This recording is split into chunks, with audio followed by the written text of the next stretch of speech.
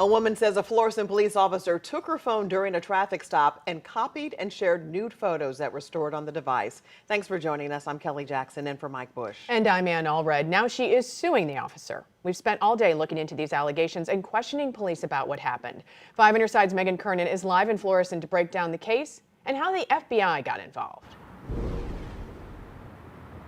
We want to be very clear. The officer in this case, whose name has not been released, has not been charged with a crime yet. Meanwhile, the Florissant Police Department says that officer does not work for them anymore, and they are, quote, deeply concerned about the allegations, and they're taking this very seriously. For the first time tonight, we're hearing from the attorney representing the victims, who says the young mother of 2 and her husband do not feel safe.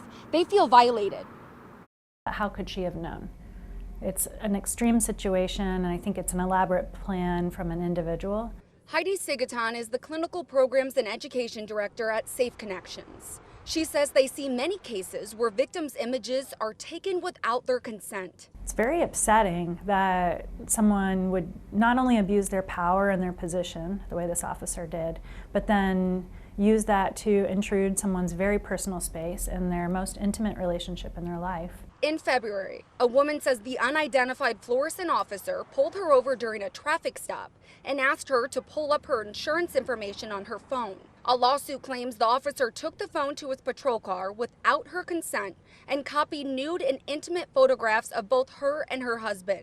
About 5 months later, the couple says they were contacted by the FBI, who told them the officer shared explicit photos of the woman with others. I imagine she had a huge mix of feelings, everything from embarrassment to rage, to have the FBI show up at her door. Rick Voitas is the attorney representing the couple in this case. He released a statement Thursday saying, in part, the Florissant police officer at issue shattered their privacy and shook their confidence in those who are supposed to protect and serve. Their most intimate moments are now in possession of an unknown number of persons. Meanwhile, Sigaton says the worst thing about this case is the couple will have to relive it each time it's brought up in court. She did nothing wrong. She tried to do everything right, in fact, and he still found a way around it.